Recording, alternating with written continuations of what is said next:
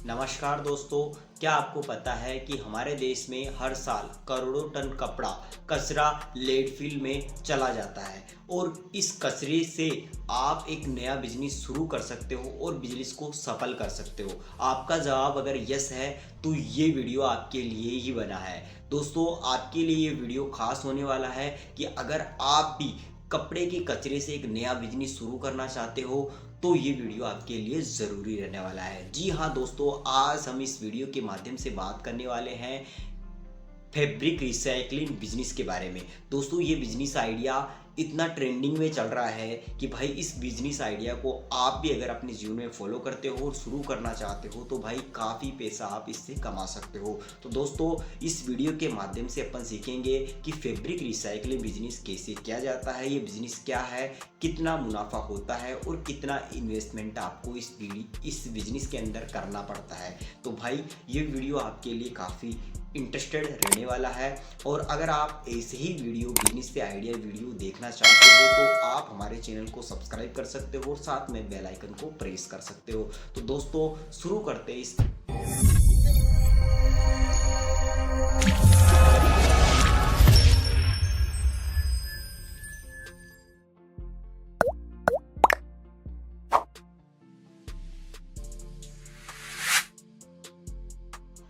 तो दोस्तों, चलते हैं पार्ट नंबर फर्स्ट की तरफ कि फैब्रिक रिसाइकलिंग बिजनेस क्या है।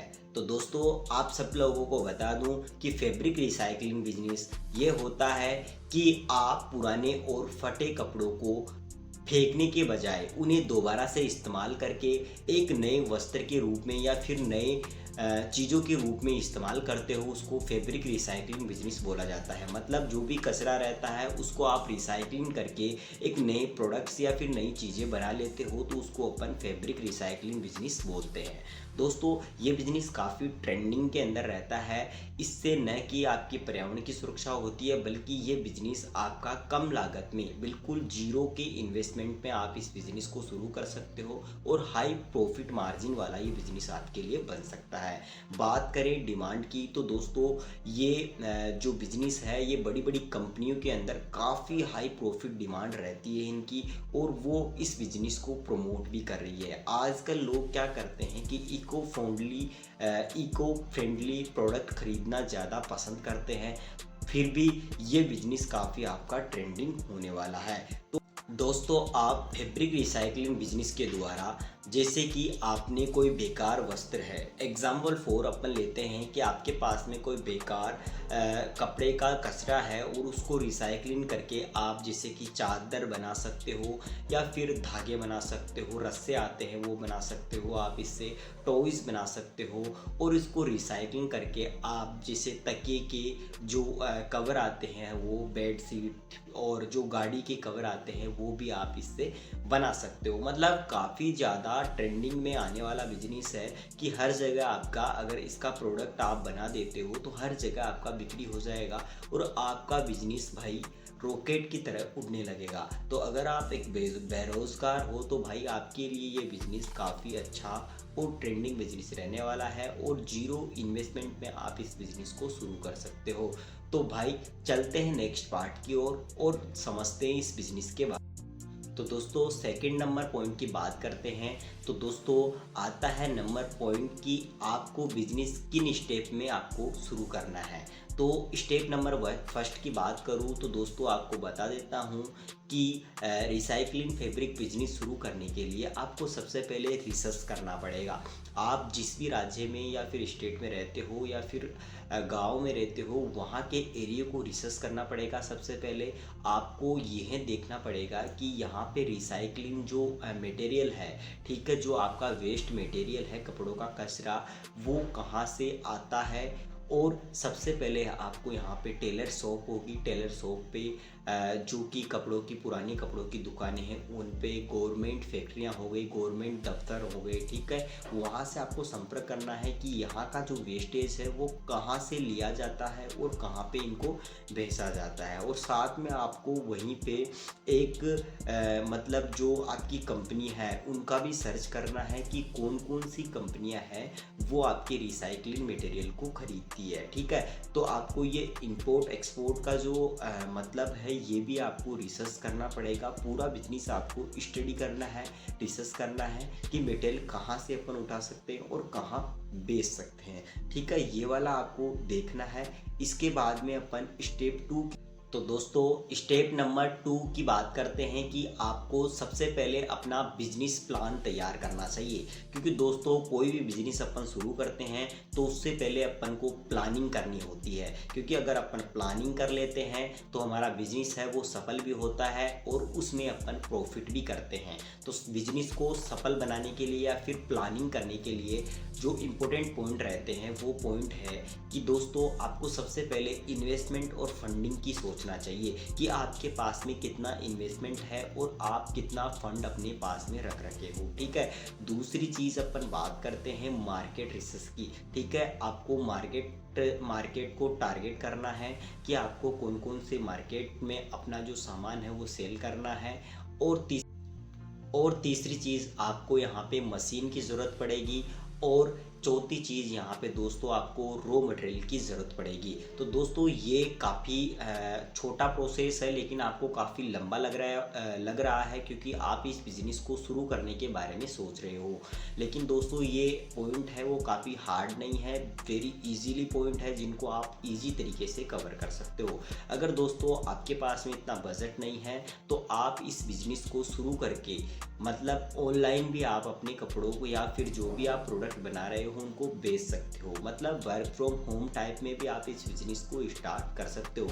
मतलब जीरो इन्वेस्टमेंट आप इसको स्टार्ट कर सकते हो। जितना आपके पास में इन्वेस्टमेंट और फंड है उसके हिसाब से आप प्रोडक्ट बनाइए और उनको ऑनलाइन सेल कर दीजिए। तो आपका यहाँ पे जीरो इन्वेस्टमेंट पे ये बिजनेस शुरू। तो दोस्तों बिजनेस स्टार्टअप करने से पहले आपको स्टेप नंबर 3 को फॉलो ज़रूर करना है क्योंकि स्टेप नंबर 3 भी काफ़ी इम्पोर्टेंट आपके रोल रखता है। दोस्तों देखो बिजनेस अपन शुरू करेंगे तो उसके लिए अपन को ज़रूरी है कि बिजनेस को रजिस्टर भी करना पड़ता है। अब इसके लिए देखो आप सबसे इम्पोर्टेंट चीज़ तो ये है कि अगर आप बिजनेस को बड़े स्तर पे रजिस्टर करना चाहते हो या फिर बड़े स्तर पर आप करना चाहते हो कि आपका टर्नओवर है वो महीने का 20 लाख से ज़्यादा हो तो भाई आप इसको जीएसटी रजिस्ट्रेशन में कन्वर्ट करवा सकते हो। अगर आपका बिजनेस छोटे लेवल पे है तो आप इसको एमएसएमई मतलब उद्यम आधार बनवाकर रजिस्टर करवा सकते हो, जिसमें आपका जो बिजनेस का नाम होगा उसका एक ट्रेड लाइसेंस बन जाता है कि वो गवर्नमेंट अप्रूव हो जाता है। और अगर आपको देखो फैब्रिक रिसाइकलिंग बिजनेस करना है तो इसके लिए आपको पर्यावरण निगम से भी स्वीकृति प्रपत्र प्राप्त करना होता है कि आप है कि वेस्टेज को फालतू में नहीं फेंक रहे हो और यहाँ पे अपने जो प्रोडक्ट है उनको वेस्ट प्रोडक्ट को रिसाइकलिंग करके आप नए प्रोडक्ट बनवा रहे हो। तो इस टाइप का एक प्रमाण पत्र आता है वो भी आप गवर्नमेंट से पर्यावरण विभाग से आप प्राप्त कर सकते हो जो कि एक सर्टिफिकेट होता है। ठीक है, तो आपको मतलब ये बिजनेस शुरू करने से पहले इन बातों का भी आपको ध्यान करना पड़ता है। ठीक है, अब अपन बढ़ते हैं स्टेप नंबर 4। तो दोस्तों स्टेप नंबर 4 के अंदर अपन बात करेंगे कि आपको ये बिजनेस शुरू करने के लिए कौन कौन सी मशीन की आवश्यकता पड़ती है। ठीक है, तो दोस्तों इस फैब्रिक रिसाइकलिंग बिजनेस के लिए आपको एक श्रेडर मशीन आती है तो श्रेडर मशीन की आवश्यकता पड़ती है। ठीक है, सेकंड नंबर जो मशीन आती है वो आपकी आती है सॉर्टिंग की मशीन आती है जिससे कि आपकी वेस्टेज होता है उसको आप सॉर्ट कर सकते हो। ठीक है, और जो आपकी थर्ड मशीन आएगी वो है एक बेलिंग मशीन। ठीक है, जो भी इसी में काम आती है आपको कपड़ों को रिसाइकलिंग करने के लिए। और तीसरी जो आपकी कम लागत वाली जो चीज़ रहेगी वो सफाई, जो आपका आप जो भी मतलब जैसे कि आप कर्मचारी से सफाई करवाओगे या फिर आप मतलब मशीन के द्वारा भी सफाई करवा सकते हो। मतलब आपका सफाई के लिए भी यहाँ पे ज़रूरी एक पॉइंट रह जाता है वो भी यहाँ पे अपन कवर कर लेते हैं। तो ये आपको 4-5 आइटम है मतलब जो मशीनरी के लिए, तो ये इम्पोर्टेंट है और इनको आपको ज़रूर फॉलो करना है। ठीक है, अब तो भाई बात करते हैं मशीन की लागत के बारे में कि दोस्तों आप ये बिज़नेस शुरू करने के लिए जैसे आपको मशीन के बारे में भी नॉलेज हो गई और बिज़नेस को बड़े स्तर से छोटे लेवल पे भी आपको करने का जो काम है वो समझ में आ गया है, लेकिन मशीन का जो लागत है वो कितना रहता है। तो दोस्तों आपको बता दूं कि अगर आप छोटे लेवल पे ये बिज़नेस स्टार्ट करना चाहते हो तो भाई आप 1 से 2 लाख रुपए में इस बिज़नेस को स्टार्ट कर सकते हो। और अगर आप इससे थोड़े बड़े लेवल पे काम करना चाहते हो तो 2 से 2.5 लाख रुपए में ये काम हो जाएगा आपका।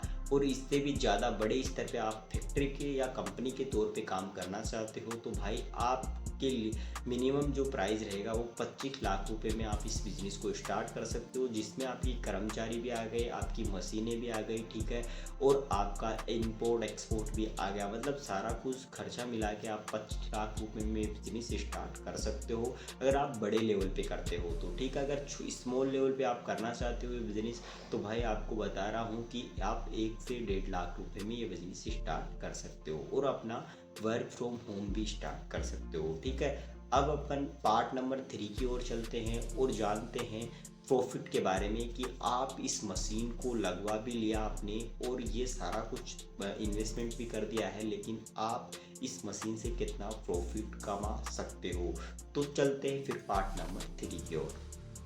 तो दोस्तों अगर अपन शुरुआत में बात करें कि अपना इस बिज़नेस में कितना प्रॉफिट हो जाएगा तो भाई ये बिज़नेस काफ़ी ट्रेंडिंग बिज़नेस है, इसमें काफ़ी ज़्यादा मुनाफा आपको हो जाता है। लेकिन सबसे पहले दोस्तों आपको इस बिज़नेस को शुरू करने के बाद में आपको मतलब उन कंपनियों या फैक्ट्रियों से कांटेक्ट करना है जहाँ पे फैब्रिक रिसाइकलिंग के जो प्रोडक्ट है वो खरीदे और बेचे जाते हैं।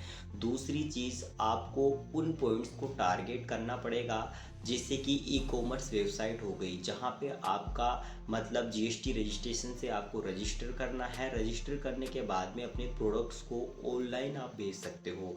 तीसरा पॉइंट जो अपन को याद रखना है हाई प्रॉफिट लेने के लिए वो है भाई आपको थोक विक्रेता के रूप में काम करना है, मतलब आपको होलसेल प्रोडक्ट आपको बेचना है, ठीक है। तीसरी चीज़ है आपको गवर्नमेंट स्कीम और जो पॉलिसीज़ होती है उनमें भी आपको भाग लेकर इस बिज़नेस को आगे ट्रेंडिंग में पहुंचाना है और आपको अच्छा प्रॉफिट कमाना है। अगर दोस्तों मैं मिनिमम बात करूं कि आप इस बिज़नेस से महीने का कितना कमा सकते हो नॉर्मल प्लानिंग के साथ में, तो दोस्तों अगर बात करूं कमाने की बात तो दोस्तों आप मिनिमम 50,000 से 2 लाख रुपए आराम से आप महीने के कमा सकते हो इस बिज़नेस से।